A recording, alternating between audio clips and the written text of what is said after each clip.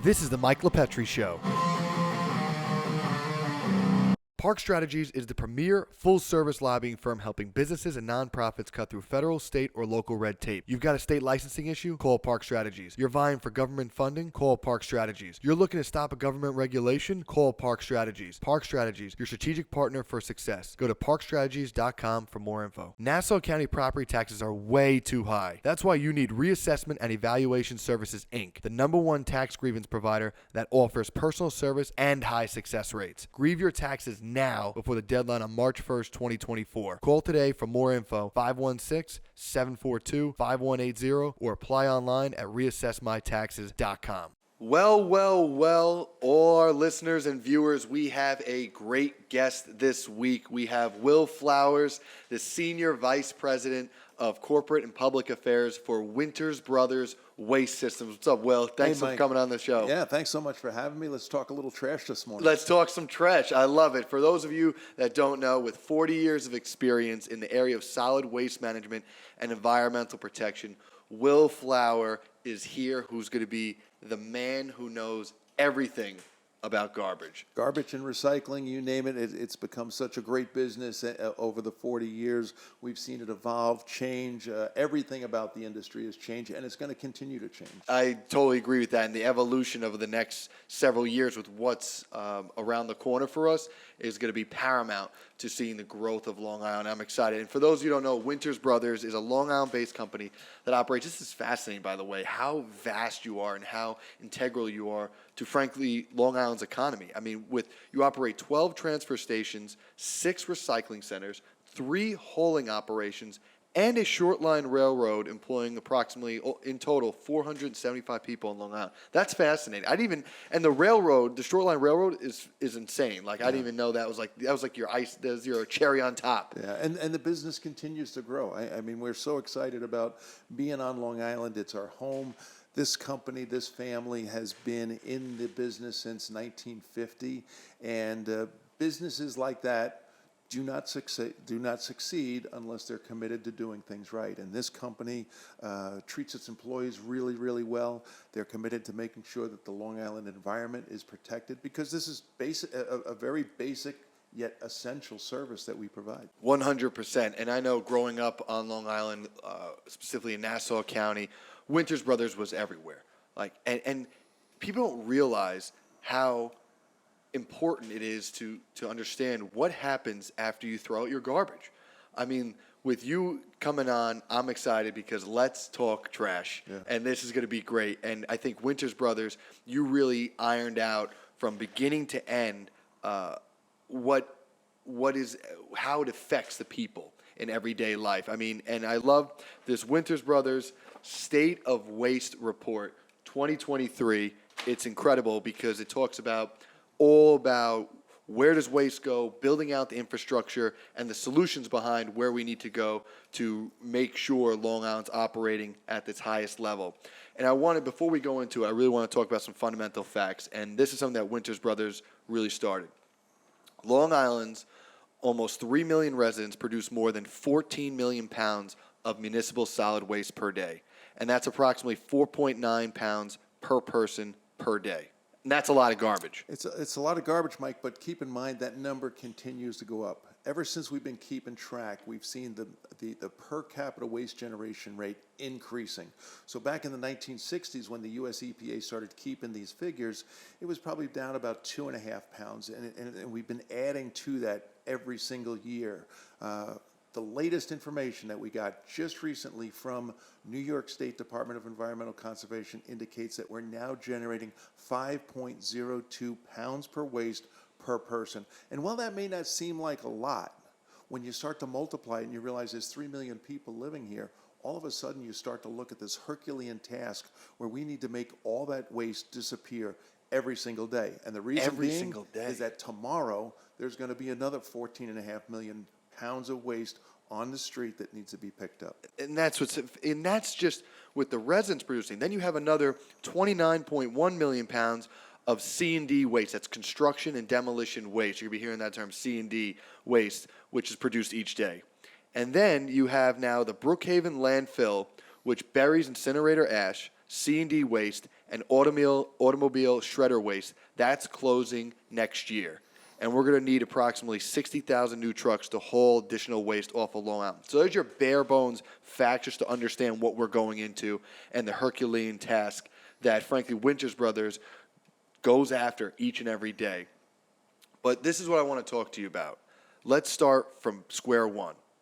Where does waste go? Yeah, so it goes away, right? That's it. And that's I what, go to the curb, I drop it off, and that's all I care about. right, and it's gone, right? But therein lies the real challenge of what do we do with that waste every single day? What do we do? Because it's changed a great deal.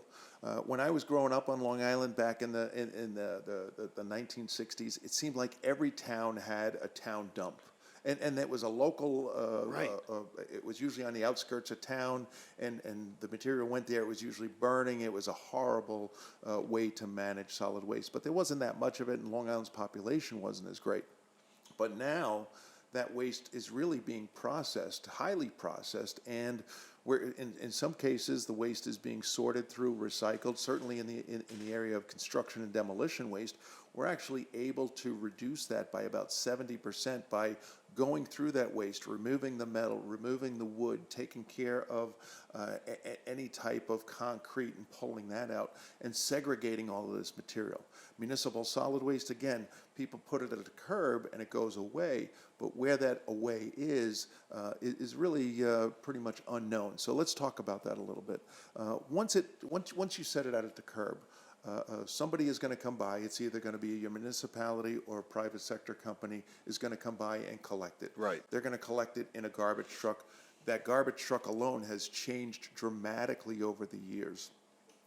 Let's pause right there. Yeah. Before we go past that, let's talk about the truck. How has that dramatically changed from what was to what is? Because I look at it, and for all these decades that I've been alive, it looks the same. Yeah. What is actually different within that? Yeah, and if you're 100 yards away from a garbage truck, it looks pretty much the same as it did some 20, 30 years ago. Right. But everything about the truck has changed. The truck is safer. The engines that run the truck, in some cases they run on natural gas. In some cases they run on diesel engines, which have become much more efficient. The motors have become more efficient. They've become cleaner burning.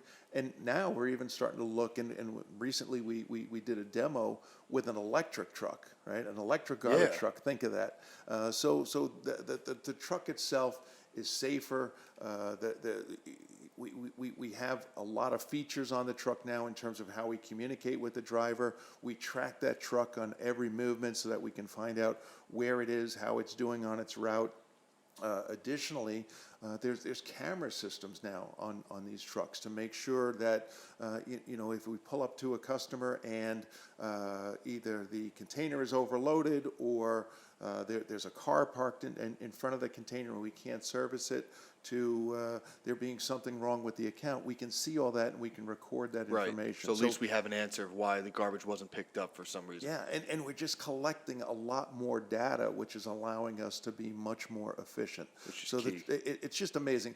Unfortunately, the other side of that is the truck has become a lot more expensive. Of course. When I started this business and started in the business back in the 1980s, a garbage truck was selling for about $80,000. Today, when you see a garbage truck on the road, that's a $425,000 piece of equipment that's on the road. Wow. And most importantly, the driver has changed, right? The driver has become more sophisticated. The driver is trained.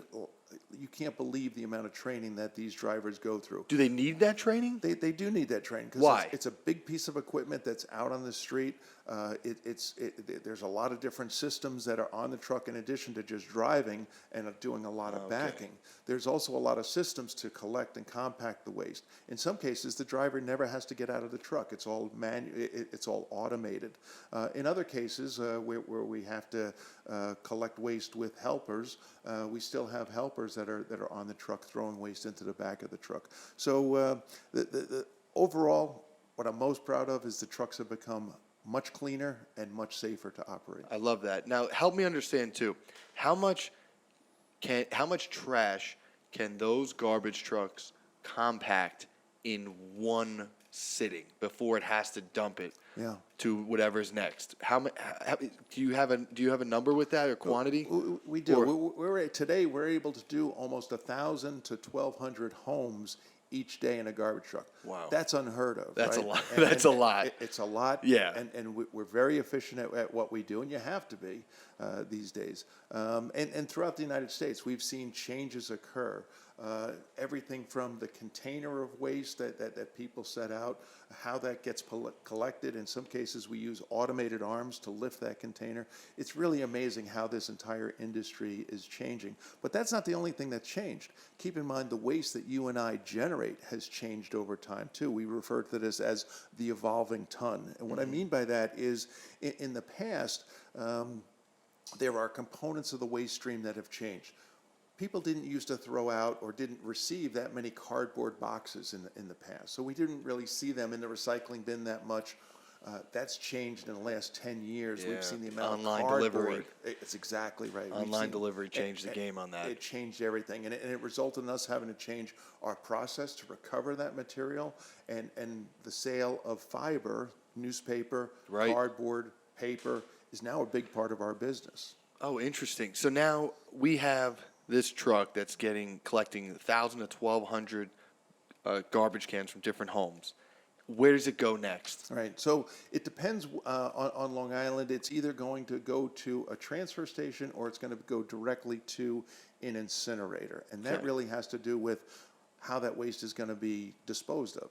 In some cases, it's going to be burned. There are 4 municipal solid waste incinerators on Long Island that convert the waste into electricity. So Oh, think interesting. about that. The waste that people are throwing away is actually being burned, and they're capturing that BTU value to create steam, and then the steam is turning a turbine, which is creating electricity. I love that. Yeah. So A lot of people don't even think about that when it comes to natural energy. Yeah. I mean, let me understand that further with how they create that. They're burning this gas. How are they burning it? What are they using to burn? Yeah, so they'll start the fire using some oil or some kerosene. Okay, They'll get it. They'll start the fire, and then that waste that's been collected still has some BTU value, right? You Interesting. think about what's in there. There's a lot of plastics. There's a lot of paper. There's textile like fabrics, and it's all that material can in fact be combusted, and it's being combusted, and then they're using that to convert it to electricity. The other part of that waste that doesn't go to an incinerator will actually be processed and then put into transfer trailers or large trucks and shipped off of Long Island for disposal. Keep in mind, Long Island doesn't have and hasn't had for some time any landfill that disposes of municipal solid waste. So that's been off the table for Long Island, which is a good thing. Long Island has a very sensitive environment. We have to protect our groundwater because we have a sole source aquifer underneath the island that we use as our drinking water supply.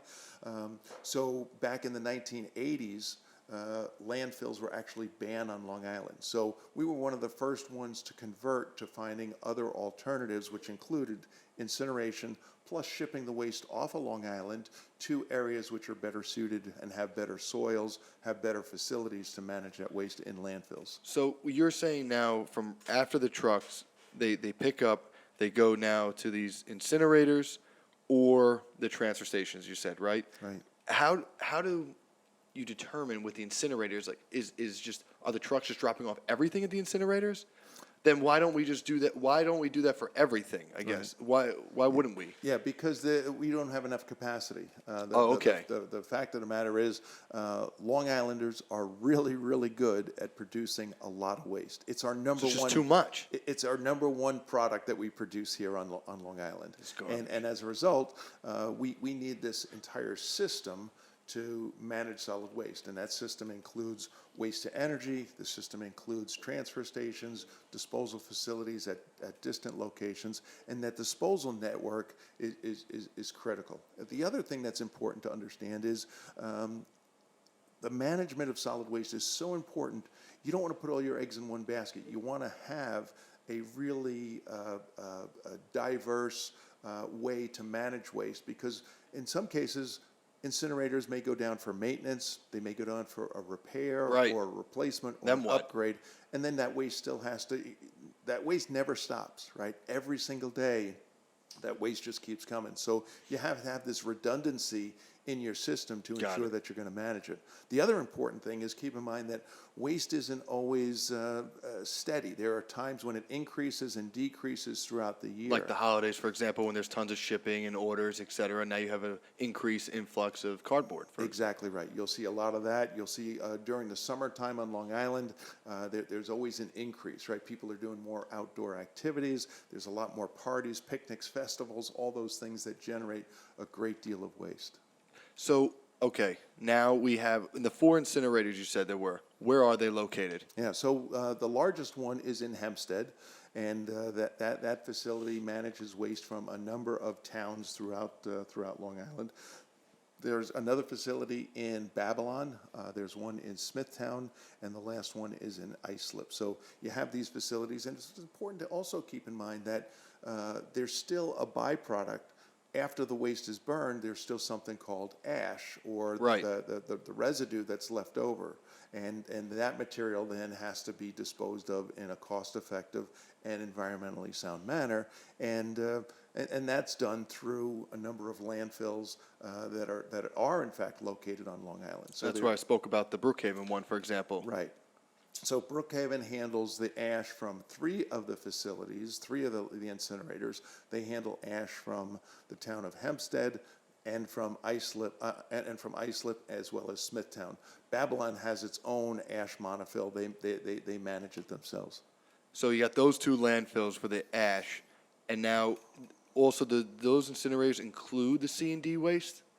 Is also part of it, or is it just simply from residents? Yeah, so C&D waste doesn't have a high BTU value. It's mostly things like concrete, building materials, a lot of wires and metals. So that material does not go into an incinerator. Where does that go? Instead, that goes to a number of transfer stations located on Long Island. They may be a Winters Brothers facility. I think they're the best facilities. However, there's a lot of other facilities that are out there because, again, we produce so much waste that we need public sector, private sector, everybody working together to manage this successfully. So when it goes into one of these transfer stations, at that transfer stations, the material will be processed. What that means is it'll actually be sorted. We'll sort through the waste using mechanical separation, using labor to separate it, using a mechanical, or in some cases just hands and elbows to remove recyclable material. And then those materials that are recyclable will be put in one bin, for example, and then another material that's not for recyclable will then be put in another bin to be then hauled off Long Island, you said. Yeah, in some cases, there are companies that will shred some of the wood on Long Island and make mulch out of it. In other cases, we can take the concrete can be crushed and reused again right here on Long Island. And in some cases, like metal, we'll pull metal out of the waste stream, and then we're able to take that'll be consolidated and shipped off of Long Island to a steel manufacturer where it'll be melted down and turned into new steel. Oh, that's fascinating. This is really an incredibly so resourceful. complex, right? It's a simple industry, but it's a complex industry in that there's a lot of different moving parts, and that's why this industry has been so fascinating. It's just if they taught the waste industry in business school, we'd have a lot smarter students coming out of school. I think so. It's impressive to see how it's like an octopus. The different arms are going everywhere. Yeah. The tentacles. I mean, and so something I'm confused about. 1980, you said Long Island banned landfills, but yet we have the Brookhaven landfill. Right. Can you explain that? Yeah, so they banned municipal solid waste landfills. So they banned the burying of municipal solid waste. Okay. They said you can't put that in the ground. Instead, you have to either burn that or ship that out of state. So what Long Island did was, and this is in the 1990s, you saw the development of all these incinerators. Before that, Right. didn't have the 4 facilities, had a couple small burner plants, but really in the 1980s came the fruition of these large-scale waste-to-energy plants that continue to serve Long Island today and are going to be part of the solution moving forward. So the municipal solid waste landfills were banned. The landfills that exist today exist to take ash and construction and demolition debris. Okay. But importantly, even at Brookhaven, to their credit, the town of Brookhaven doesn't allow anyone to come into that facility and dispose of waste at that landfill. Instead, they said, if you're going to bring construction and demolition waste to this facility, it first has to be processed to remove any recyclables. So to their credit, they said, we've got space, but we're not going to fill it up with recyclables. And as I said earlier, we're actually able to recycle almost 70% of the construction and demolition waste that comes into one of our facilities. So very high recycling rate that's in there. That's excellent. You have to aggressively go through the waste and sort it. And this isn't the most glamorous of jobs, but it is a very basic, essential job that has to get done. Absolutely. And I think it's fascinating where now we understand, for the viewers and listeners, we understand the process of what happens after it's disposed of in the garbage can and then in the garbage can and put to the curb. But now this sounds so intricate. Can you talk to me about specifically the infrastructure, the waste infrastructure that's incorporated within it? And then I want to talk about what the problems we're facing with the Brookhaven landfill, as I said, that's going to be closing, what we need to do to adapt to these changing circumstances. Yeah. So let's start off with part A on the waste infrastructure included. We know the garbage truck. Right. We have the transfer stations. We have the incinerators. What else is there? I brought up when I was introducing all about Winters Brothers, specifically the short line railroad. Can we talk about that as well? I'm really curious about how this is all integrated within each other. Yeah, so the infrastructure is probably the most intriguing part of this business, right? Because you need to have something really strong to try to solve this problem of managing society's waste. So the infrastructure is critical, and that infrastructure includes not just collecting the waste, but then processing, transporting, and disposing of the waste. And that a big part of that, Mike, includes the recycling of the waste. And I think that's the most exciting. If there is a sexy part of this business, it's the recycling. It's the recycling part, right? And we love recycling. We're the largest exporter of recyclable materials from homes on Long Island. We have some great facilities across Long Island, including the largest recycling plant on Long Island, which is in the town of Brookhaven. It's actually owned by the town, but we operate it, and we put all the equipment in there. And when you go into this facility, it's a 40,000 square foot building, and inside of it, there's a large tip floor where all the recyclables get placed onto the floor, and then we load them into the system. And that system is this massive system where the materials are transported by conveyor belt. They go on a ride that's about 900 feet through the entire system. During that time, they're subject to sorting equipment that could be optical in nature. So there's these lights and optical systems are actually removing recyclable materials off the belt, going at speeds that you and I can hardly see, but it's happening. You're seeing the recyclables pop off the belt. They're going through magnets to remove any ferrous metal. We're subjecting them to eddy currents, which are pushing the aluminum off of the belt. Wow. We're using hand sorting, especially during quality control, to make sure nothing got through, because the quality of material that we're producing has to be very high. And think about that. We're actually producing materials that manufacturers can use again. So every day we're creating bales of plastic and different types of plastic, everything from taking water bottles to milk jugs to detergent bottles, yogurt tubs, and sorting them so they all come in kind of together, and then we have to do the job of sorting them all out. It's almost like what I refer to as urban mining. So in the old days, you'd have a mine and you'd go in and you'd try to pull out the different materials. This is urban mining. So what we're doing is we're taking society's waste and we're sorting it all out into its different components. So we're selling the newspaper to make new newspaper. We're selling the cardboard to make new cardboard. We're selling fiber and paper products. At the same time, we're selling plastics that are being used to make clothing, to make carpeting materials, to make plastic decking material and plastic lumber, which is just it's just blown up in the construction trade. And at the same time, there are other things that we're pulling out. The aluminum cans that we pull out can be used to make new aluminum cans or car components. Same thing with steel. We're able to pull out ferrous metal and melt that down to make new metal products. It is a fascinating part, and it all starts with that infrastructure right now. A big part of the infrastructure is what happens to the marketing of that material, what all happens there. And that's much greater than Long Island. And that's why we ship a lot of material off of Long Island to go to mills and manufacturers located all over the United States, and in some cases, all over the world. What is the percentage of Winters Brothers that it recycles? You said this before, but I want you to repeat it again. The recycling for C&D, but then also residential waste. What percentage of each does Winters Brothers actually recycle? Yeah, so when it comes to the C&D, it's about 65 to 70% we're able to get, which is great. That's primarily because of the makeup of what's coming into the facility. On the consumer side, on the household side, we're probably about 20%.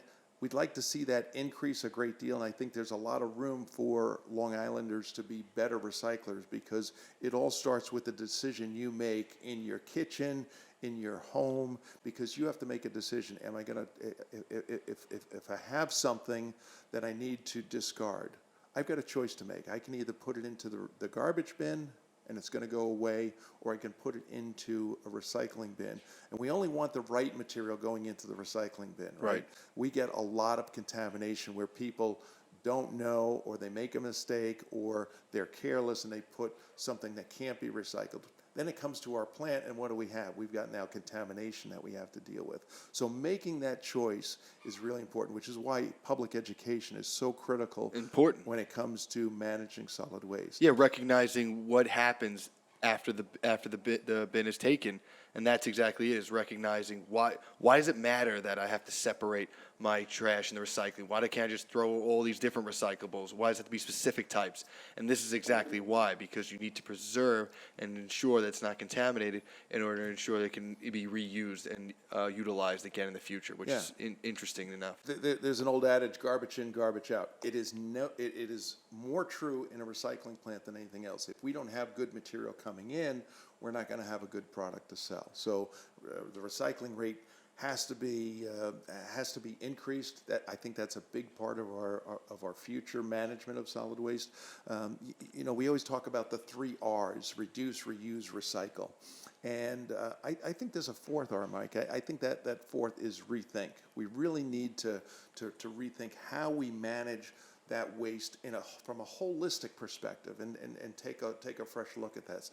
We do this all the time, and we see that's a big part of our growth of our business, is that it's just not throwing it into the back of a truck, hauling it to a dump.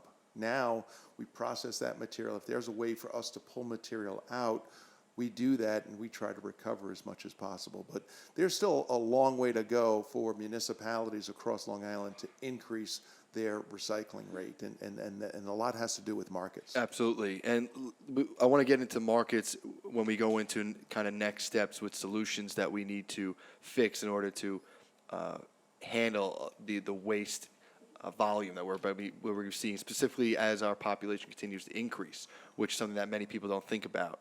I want to talk also, now you talked about recycling with infrastructure. What about trucking and then also the railroad? The trucking side, you were saying how a lot of the municipal solid waste has to be trucked off the island.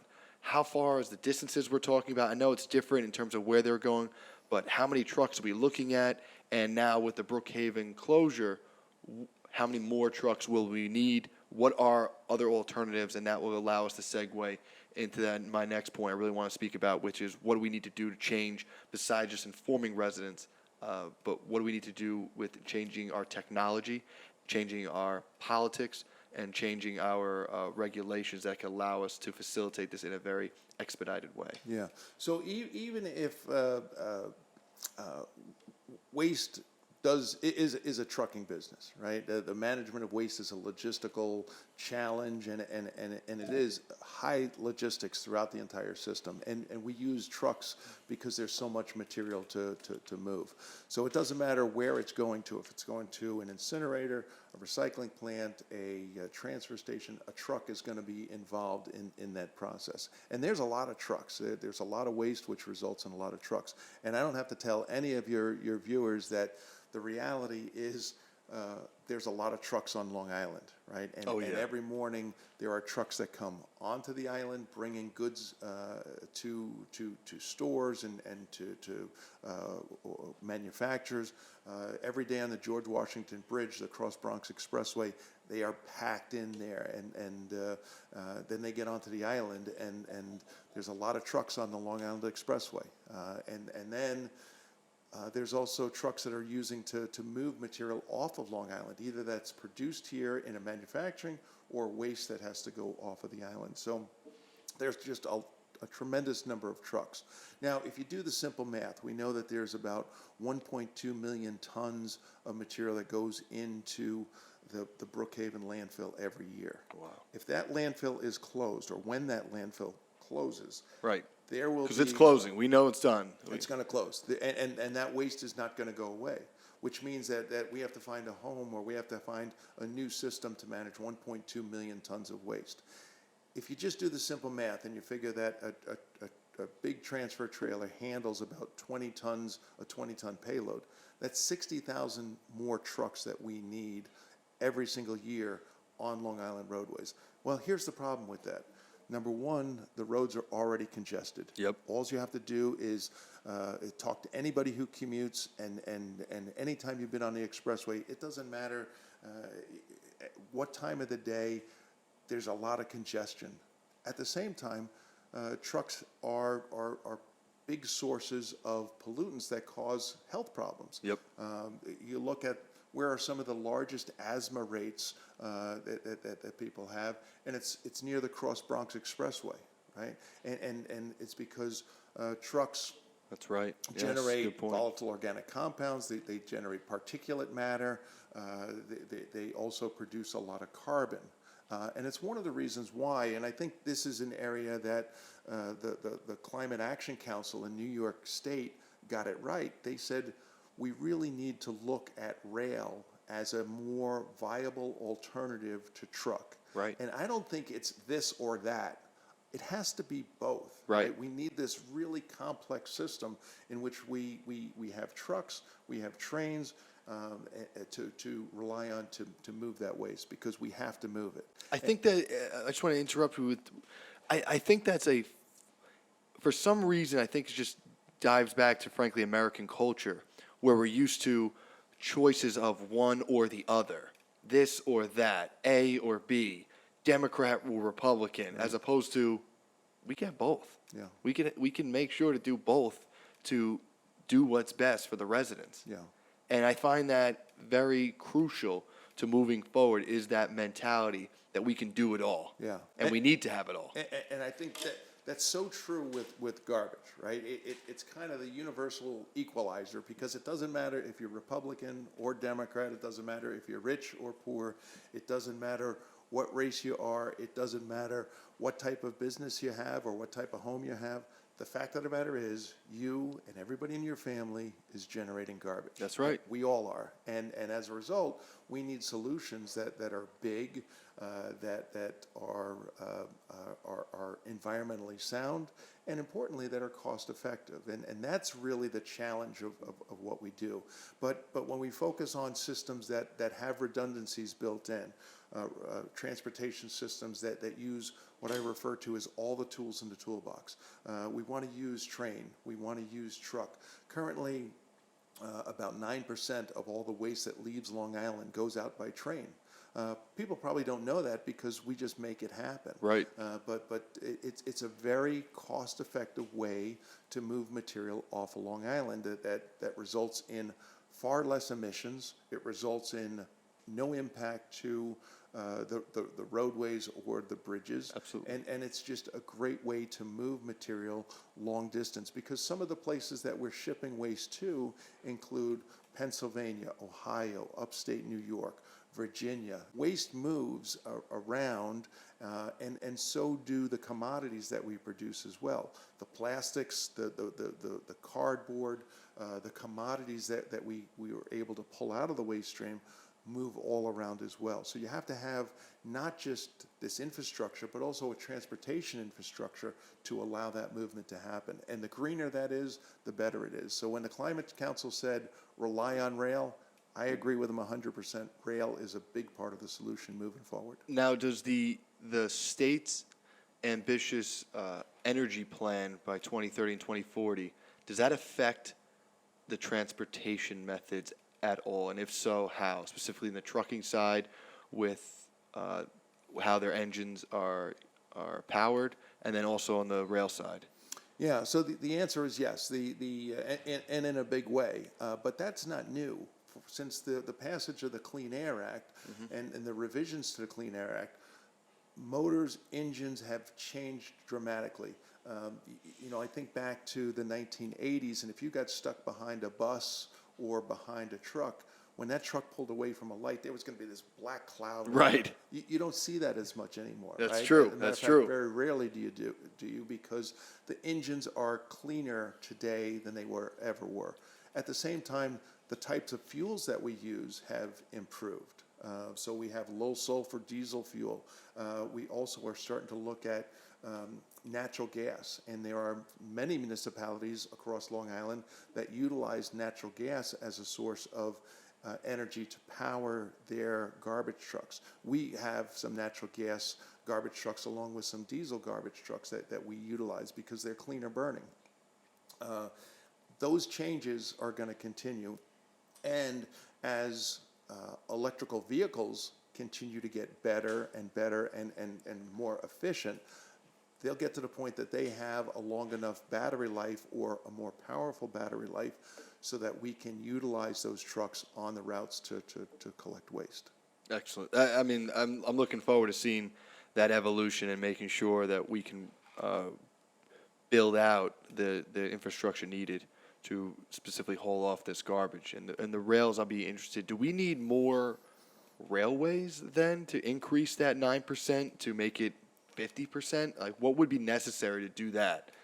Yeah. So you really need more infrastructure, terminal infrastructure. Okay. The challenge right now. Where do you even load the trains? Like, Right. That's actually for when you say terminals. Where is that? Yeah. So there are there's a terminal in Yaphank that we actually operate, and that's where the Brookhaven rail is located. So that's where the short line is able to unload materials. So you think of things that are coming onto Long Island every single day by rail, things like lumber, food products, concrete, certain types of building materials like rebar is all coming onto Long Island, which is taking trucks off of the street. It's a great business.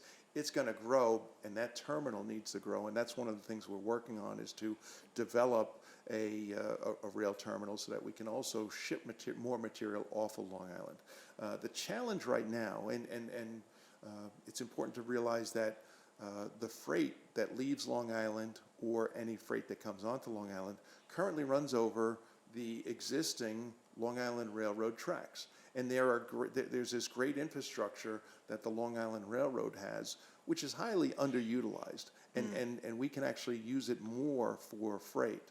And I think that's going to continue. We're going to see a buildup of that. That's definitely important. Yeah. The big challenge is when it comes to moving material onto Long Island, you need to have a place for the freight cars to pull off of the main line. That's what's missing right now. We have that in Yaphank, but that's one of the very Like a few. pit track that you can kind of pull off on the side that while a train comes through, and then you can continue forward, correct? Yeah, or just pull right into a facility where you can unload all the rail cars. Right now, there's some of these, but they may be only able to take 2 or 3 cars at a time. So the switches have to be made on the main line, which is why a lot of the freight traffic moves in the middle of the night when the passenger trains aren't coming. But if you can put together what we call a unit train, one train that's all assembled, doesn't have to make any stops on the main line. Right. You solved all the problems. And we've solved that problem. We're going to solve that problem. And it results in, think about what it does. It keeps trucks off the road. It results in cleaner air. It creates jobs. And it's just a more cost-effective way to More move expeditious, material. absolutely. Yeah. Was Yaphank the only terminal, or what's the other? There's a few others that are under development. There's actually currently there's 3 facilities that are used to move waste off of Long Island. There's proposals for 3 more that I think will be built, and that's going to be a great addition to the infrastructure. And then there's a number of places where materials can be brought onto the island, and there's all kinds of manufacturing operations across Long Island that will take rail cars in. But to have a real nice rail terminal, a large-scale rail terminal that's attached to a warehouse, that's something that Long Island absolutely needs, and that's something that we're working on developing. Yeah, that's going to be extraordinary. As far as, so that's going to be a great solution. That leads us to our final point here with solutions. We're next steps. So that's where we're going to be building out and maximizing the infrastructure for rail. That's key. What about, why aren't we have 4 incinerators, why aren't we making a 5th? Yeah. What are your thoughts on that? Is that necessary? I mean, you were saying how there's so much volume. Wouldn't it make sense to try to maximize as much energy byproduct as possible? I mean, what are your thoughts on that? So I think there needs to be this holistic approach where you need incinerators, you need landfills, you need transfer stations to move material around. Right now, there's 4 facilities.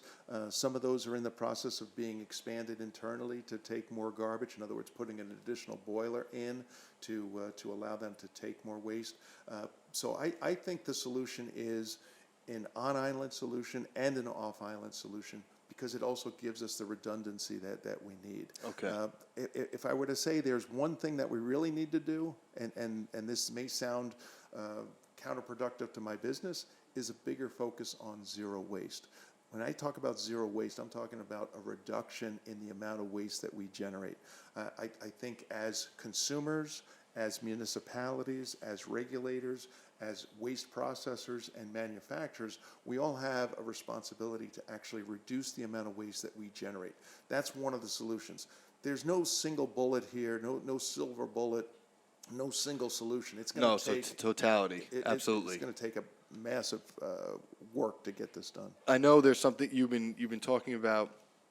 Two other net necessities on the solution side, specifically with close the loop legislation and then fix the bottle deposit law. Can you elaborate on each of those? Yeah. Specifically, like what is close the loop, and then what specifically do we need to fix with this bottle deposit law? Yeah. So this And why? Yeah. So one of the ways that we manage waste is when we buy a soda it's in a container, or Right. when you buy a bottle of water or beer. There's a deposit that gets charged on every container. It's a nickel, and that law was passed in the 1980s. Interestingly enough, Mike, it was passed not as a sustainability bill, but as an anti-litter bill, because there was too much trash on the side of the road. So they did a study. They found out that most of them were beverage containers, so they put a deposit on that to encourage people to take it back. And that's one of the ways that waste gets managed. People return those containers to the store, they get their nickel back, and that material gets recycled as well. So that law is antiquated. It's old. Yeah, I mean, does a nickel really make a difference now? Yeah, about 69% of the deposits are reclaimed, but there's a lot that Really? aren't. And if we would simply increase that nickel, and importantly, I think we need to look at that and say, shouldn't that also be on wine bottles and spirit bottles as well? Absolutely. Because there's a lot of that in the waste stream. So if they just do that and increase it from a nickel to a dime, in other states where they've done that, they've seen the return rate or the redemption rate go from 60 or 70% to 80 or 90%. And Wow. that's especially important with glass because glass is a hard to recycle material, but if you keep it through a return system, a deposit system, that's the best way to preserve glass and really recycle glass. I love that. So that's all part of the bottle deposit. By increasing from nickel to a dime, it's a game changer in the sense of another 10 to 15% increase in Right. redemption. And expanding it to include wine and spirit bottles because that's a big part of the glass waste stream. The other component is to have what we call a bill that would close the loop. In other words, there's an old adage in the recycling business that says if there is no market, there is no recycling. In other words, if we don't have a place for our recyclables to go, recycling falls apart. Right. There's no one purchasing the recycled material. Exactly. Right. So if we have a minimum content law that says, look, if you're going to sell something here in New York State, it has to have a minimum recycled content in it. So we're going to say, look, if you're going to sell plastic bottles, it has to have some recycled content in that bottle. If it's 10% or 15% or 50%, the more it is, the more it'll create this market. So you're meaning when Poland Spring sells their water in New York State, X percentage of that must be from recycled material. Right. If you're selling Coca-Cola cans or bottles, X percentage must be from recycled material. Correct. And these That's companies, fascinating. These companies are starting to do that. I like that. They hear it. They are in touch with their consumers. The consumers say, Because now you're creating that market, making sure that all those that are now going through this process to recycle materials, now they're going to ensure that these guys are all who want to sell their products here, they're going to buy it from you. exactly right. Can you make it too where they're going to buy, can they buy exclusively from New York State? Can you make that? What are your thoughts on that in the sense of kind of making it where it's homegrown? So if you're going to sell here, you're also going to buy here. Yeah, I think one of the things that IDAs, the Empire State Development Corporation, should focus on is creating those manufacturings or those markets right here on Long Island. I like Because that. Then it's a closed loop. And then what else are we doing? We don't have to do that transportation. So it's Yes. really a smaller closed loop system. Yeah. I think you hit it right on the head. That's really, if you want to solve the problem, you want to create jobs, you want to create a stronger tax base right here on Long Island, Stronger economy. build facilities, build manufacturing facilities that use the products that society is generating. And that's what true sustainability is all about. So that's the close the loop legislation. Right. That's interesting. Wow. And I find that fascinating because I never even would have thought of that. And I think it's really something that's innovative and an approach that would help us not only in the waste industry, but really through the whole economy and in the economic circle of life. Yeah. It's fascinating to see that. Yeah. What other changes would you make? I know we got a couple more minutes left. I just wanted to hear what. I think the other thing is when you look at the waste stream itself, right? It's a lot of different materials that are in there and they're all mixed together. But there are some parts of that waste stream that can be segregated out. For example, we talked about glass, we talked about some of the recyclables, but things like organic waste, food waste, and again, that requires some type of a system in place, some type of an infrastructure, so that if we take food waste, and I'll give you a good example, the UBS Arena produces a lot of food waste. Right. Where, through a partnership that we have with them, we've been able to reduce the amount of waste that they take to an incinerator by 90% because we have a food waste program with them. They are very conscientious. They're very focused on managing waste the right way. A 90% reduction. That is a perfect example of how to do things the right way. Could we create partnerships with not just say an arena, but then maybe a restaurant coalition or major franchises where they own multiple restaurants or Central Ice of Duck Stadium, right? Can we kind of make a association in a sense where everyone then can take that food waste and use it in a way that is now recyclable? You can. What you really need is those processing facilities, right? Okay. Where is that material going to go to? We don't have enough of those right now. There would be too much waste. And even though there's a food waste bill or a law here in New York that Yes. requires you, as that law expands, we're going to need more and more food waste or composting Processing. facilities to handle that. And then importantly, we need to make sure that people are using that farmers are using it, that people are using it for composting in their Right. garden, that They have the people- transportation necessary to travel from their location to these compost facilities, processing facilities. Right. Yeah. Exactly right. And once you have that closed loop, it all starts to work, and that's what we really have love it. to build to. But that does require education. Yes. It requires infrastructure. Coordination. It requires a lot of logistics. Yes. I always say that recycling works best when the consumer, the manufacturer, the retailer, the waste collector, the waste processor are all working together with regulators and with municipalities.